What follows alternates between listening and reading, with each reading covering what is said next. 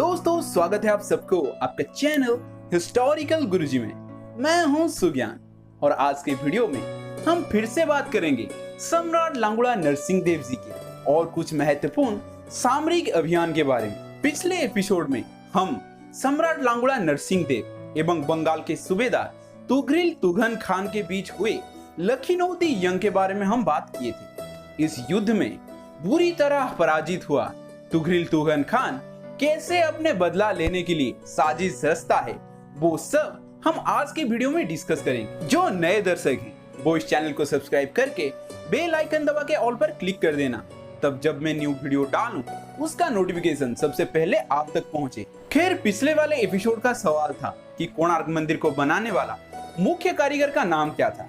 इसका सही उत्तर है बिशु महाराणा एवं सही उत्तर देने वाले दर्शक Avinash Das, AM sports, Shivdatt Acharya, Rupesh Acharya, unknown Raut YT, natural beauty Utkal SB, Vibhu Prasad Behera, Ranjit Kumar Jena, candy cross टॉफर, Shiv Prasad Raut, Omkar Pujari, knowledge TV Sambalpuri, Abhijit Satpathy, Alek Kumar Swain, Kumar DS, Rahul Nayak, devil Anubhav, Bhuvan प्रसाद नायक, सौरभ प्रसाद परिडा, रघुनाथ बारिक, बबीता स्वाई, रश्मि रंजन स्वाई एवं स्वाधीन कुमार सामंत। दोस्तों, कुछ दर्शक शिव सामंतराय जी का नाम लिखे थे। दरअसल शिव सामंतराय कोई कारीगर नहीं, अभी तो गंग सेना के एक बड़े ही दक्ष सेनापति थे जिनके देखरेख में कोणार्क मंदिर का काम चल रहा। खैर, लखनऊती के प्रथम युद्ध में बुरी तरह हारा तुगरिल तुघन खान सन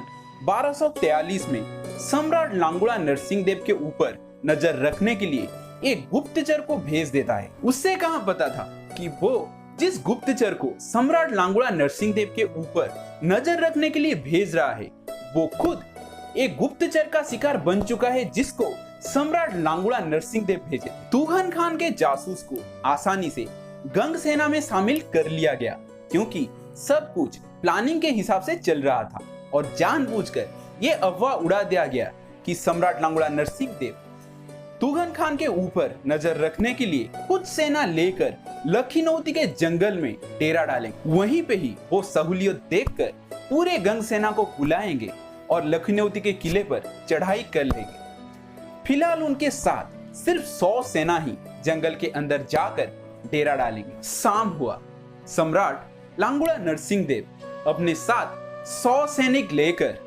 लखनऊती के पास स्थित जंगल में चले गए और साथ में वो गुप्तचर को भी ले गए और रात के अंधेरे में उस गुप्तचर को भी भाग जाने दिया गया। गुप्तचर भागा लखनऊती किले के दुर्गपति फारूक उल मुल्क करीमुद्दीन लाघरी के पास।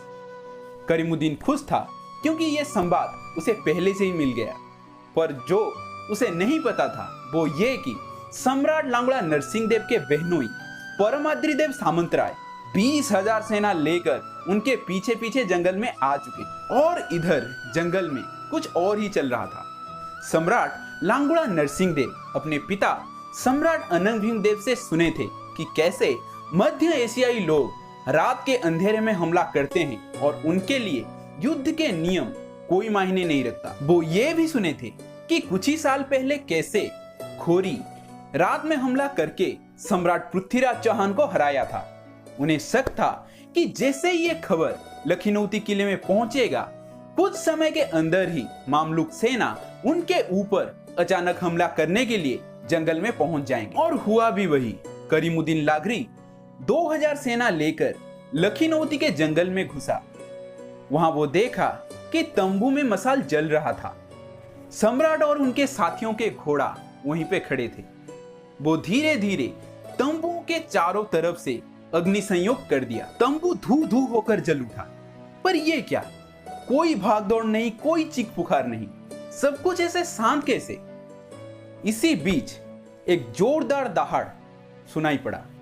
जय जगन्नाथ। अफगानी सेना पीछे मुड़े तो मसाल की हल्की रोशनी में कोई एक हट्टा कट्टा आदमी हाथ में तलवार ली अपने बड़े बड़े मूंछों को ताव दे रहा था। वो और कोई नहीं, कलिंग के सम्राट लांगुड़ा नरसिंह देव थे। पेड़ से पत्ते गिरने लगे, पत्थर के ऊपर पत्थर रगड़ने का शब्द आया और कुछ ही पल में बड़े बड़े पत्थर को पहाड़ी के ऊपर से धक्के दे दिए गए और इस पत्थर कुछ ही पल में मामलुक सेना के बहुत से सिपाहियों को कुचलते हुए निकल गए। खुद करीमुद्दीन लागरी भी हैरान था कि कैसे भारत के एक हिंदू राजा इस तरह का छद्म युद्ध कर सकता है। ये युद्ध के नियम के खिलाफ है। दरअसल सम्राट लांगुड़ा नरसिंह देव ये समझ चुके थे कि अगर सेंट्रल एशियाई लोगों के साथ लड़ना है तो धर्म, न्याय, नीति ये सब को साइड में हटाकर युद्ध लड़ना होगा। वो कभी तुम्हारे वीरता का कदर नहीं करेंगे, चाहे आप उनके जान भी बख्श दो। अगर समय आया तो वो आपकी जान लेने में एक कदम भी पीछे नहीं हटेंगे, जैसे उसने सम्राट पृथ्वीराज चौहान के साथ किया था। करीमुद्दीन लागरी भाग जाने का कोशिश तो किया पर नहीं जा सका। सम्राट लांगुड़ा नरसिंह देव के तलवार की काट से उसका सर नीचे लुढ़क रहा था और रातों रात ही लखनौती किले पर भगवा झंडा लहरा दिया गया। ये खबर पाकर तुगन खान तिलमिला उठा और उसे मदद करने के लिए दिल्ली सल्तनत के पास एक पत्र लिखा और दिल्ली सल्तनत के आदेश पर अवध के सूबेदार तामुर खान वो उसके मदद के लिए आया। बार बार हुए इस हार के कारण तामुर खान तुगन खान के ऊपर गुस्सा था, इसलिए दोनों के बीच कहासुनी हो गया। ये बात पहुंचा दिल्ली सल्तनत के पास और दिल्ली सल्तनत के आदेश पर तुगन खान को उसके पद से बहिष्कार करके बंगाल का सूबेदार तामुर खान को बनाया गया। मामलुक सल्तनत के ऊपर गंग साम्राज्य का इस विजय के चिन्ह स्वरूप सम्राट लांगुड़ा नरसिंह देव एक भव्य मंदिर का निर्माण करवाए, जिसको आज हम कोणार्क के सूर्य मंदिर के नाम से पहचानते हैं। सन 1246 में तामुर खान के मौत के पश्चात इख्तियारुद्दीन उज़्बेक को बंगाल का सूबेदार बनाया गया। गद्दी संभालते ही उज़्बेक सम्राट लांगुड़ा नरसिंह देव के खिलाफ जंग छेड़ दिया। उनके बीच 4 जंगें हुए और इनमें से तीसरा जंग उड़ीसा के मयूरभंज जिले के उमरदान में हुआ। पहले 2 युद्ध में पराजित उज़्बेक दिल्ली को मदद मांगा और दिल्ली के तरफ से मदद आ भी गया। दोस्तों, आपके दुश्मन चाहे जितने भी बुरे हों, पर उसके अंदर कुछ अच्छाइयां तो होगा। उसको सीखना बुद्धिमत्ता का परिचय देता है। दरअसल सेंट्रल एशियाई लोग तीर चलाने में बड़े ही माहिर थे। उन्होंने बेहतरीन तीर धनुष के साथ साथ इसको चलाने का बेहतरीन टेक्निक भी विकसित कर लिए। इस तकनीक को काराकोल तकनीक बोलते हैं। इस तकनीक में दर्जनों घुड़सवार एक सर्कल में आपके ऊपर रोटेट करते हुए तीर की बारिश करेंगे। जब आप उस सर्कल के पीछे भागोगे तो वो सर्कल आगे खिसकता हुआ चला जाएगा। भारतीय राजा समझ नहीं पा रहे थे कि इस तकनीक का तोड़ क्या है। इस तकनीक के बलबूते पर मामलुक सेना सिंध से लेकर बंगाल तक अपना साम्राज्य फैला चुके थे। पर यहाँ पे था एक ट्विस्ट।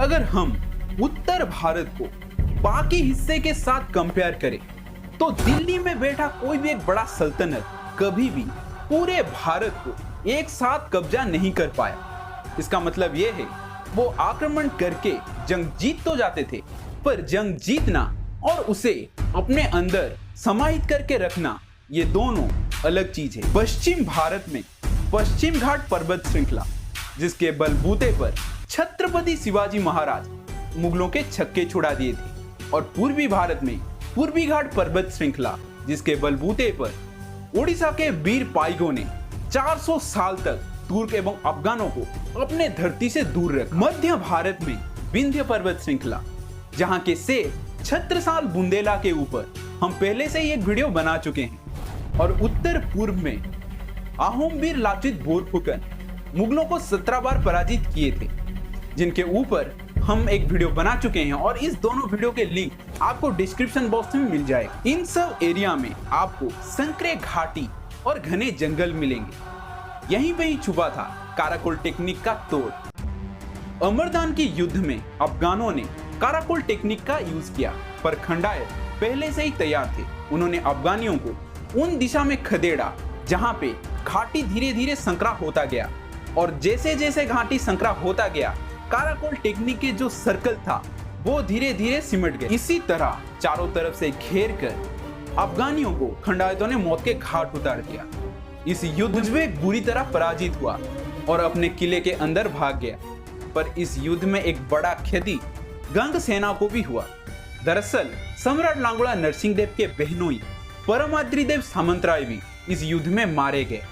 इस युद्ध का भीषणता इतना था कि सम्राट लांगुड़ा नरसिंहदेव को यवना यवनी बल्लभ का उपाधि दिया गया, जिसका मतलब है यवनों के सिपाही। सम्राट लांगुड़ा नरसिंहदेव के छापामार युद्ध का तकनीक इतना ज्यादा बेहतरीन था, इस बात का पता आप यहीं से ही लगा सकते हो कि हिंदू हृदय सम्राट छत्रपति शिवाजी महाराज भी सम्राट लांगुड़ा नरसिंहदेव के छापामार युद्ध का तारीफ करते हुए नहीं थकते। दोस्तों, क्या यहीं पे सब कुछ खत्म हो गया?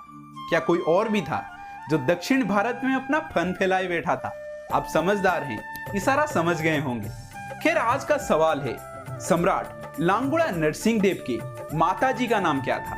सही उत्तर देने वाले दर्शक को अगले वीडियो में शाउट आउट दिया जाएगा। खैर, चलता हूं और मिलता हूं आपसे इस वीडियो के अगले पार्ट में। तब तक जय हिंद, जय भारत, जय जगन्नाथ।